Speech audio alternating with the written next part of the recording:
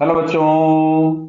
यहां लिखा है two identical uniform disc of mass and radius R, ठीक है, arranged as shown in the figure. If alpha is the angular acceleration of the lower disc and ACM is the acceleration of centre of mass of the lower disc, then relation between ACM alpha and R clear. चलिए बढ़िया बात है। तो सबसे पहले अगर हम ऊपर वाली डिस्क को देख लें एक बार, क्योंकि ऊपर वाली डिस्क इधर रोटेट कर रही है और ये वाली डिस्क इधर रोटेट कर रही होगी, बराबर है। चलिए, तो यहां से अगर हम लोग देखेंगे तो इस पे केवल एक फोर्स लग रहा है टी। तो यहां से क्या हम लोग लिख सकते थे, टी इंटू आर बराबर आई इंटू अल्फा वन। क्लियर, ये आ गया फर्स्ट इक्वेशन। क्लियर, बराबर है। अच्छा, इसके लिए अगर हम लोग चेक करें, सेंटर पे मान लो बैठ गए तो इस पे टेंशन टी ऊपर लगेगा, क्योंकि हमको प्योर रोटेशनल मोशन, जैसे ऊपर वाली डिस्क का तो प्योर रोटेशन ही हो रहा है, जबकि नीचे वाले डिस्क के पास रोटेशनल मोशन भी और ट्रांसलेशनल भी है।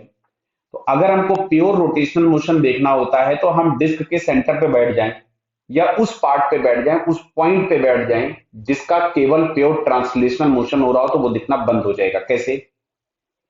अगर आप प्लेटफॉर्म पे खड़े थे, ट्रेन आपको जाती दिख रही है, धीमे धीमे चल रही थी ट्रेन, और अगर आप ट्रेन पे चढ़ जाएं तो अब ट्रेन में बैठे लोग आपको कैसे दिखेंगे? रेस्ट पे दिखेंगे। समझ में आ रहा है? तो जिस मोशन को नहीं देखना है तो आप उसी पॉइंट पे चले जाइए जिसका वो मोशन हो रहा हो।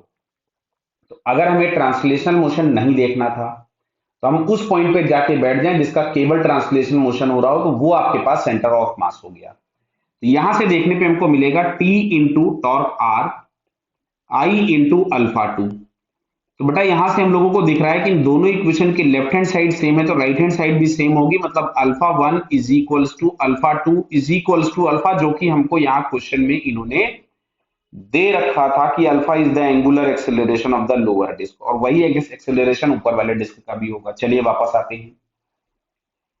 अगर इसका एंगुलर एक्सेलरेशन अल्फा है तो इस पॉइंट का एक टेंजेंशियल एक्सेलरेशन होगा ET, जिसको हम लोग लिखेंगे आर अल्फा। तो जिस पॉइंट से ये नीचे जा रहा होगा उसी पॉइंट से ये भी नीचे जाएगा, उसी पॉइंट से ये भी नीचे जाएगा और उसी पॉइंट से ये भी नीचे जाएगा। तो ये हम लोगों के पास जा रहा होगा आर अल्फा से नीचे। अब ध्यान से सुनना। अब अगर हम इस वाले पॉइंट पे बैठ गए, इसको मैं अलग कलर से बनाता हूं, चलो मैं इसके बगल में बना देता हूं। मैं यहां अगर हम बैठ जाते हैं तो अब ये डिस्क केवल हमको ऐसे रोटेट करती हुई दिखाई देगी। तो यहां से जो हमको मिलना चाहिए, तब बात को ध्यान से सुनना, तो इस रोटेशन की वजह से सेंटर का एक एक्सेलरेशन आएगा R alpha due to rotation, और इस ट्रांसलेशनल की वजह से भी एक आर अल्फा आएगा। तो जो सेंटर का एक्सेलरेशन हमारे पास होना चाहिए R alpha due to the motion of upper disc plus R alpha due to the rotation of lower disc.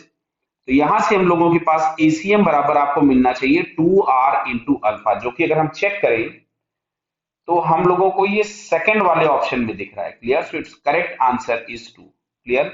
अच्छा, अल्फा की वैल्यू या ACM की वैल्यू कितनी होगी, तो फिर निकालने के लिए हम लोगों को फोर्स और टॉर्क इक्वेशन दोनों डिस्क के लिए अलग अलग बननी पड़ेंगी, तो उसके बाद हम सॉल्व करके बता सकते हैं। क्लियर?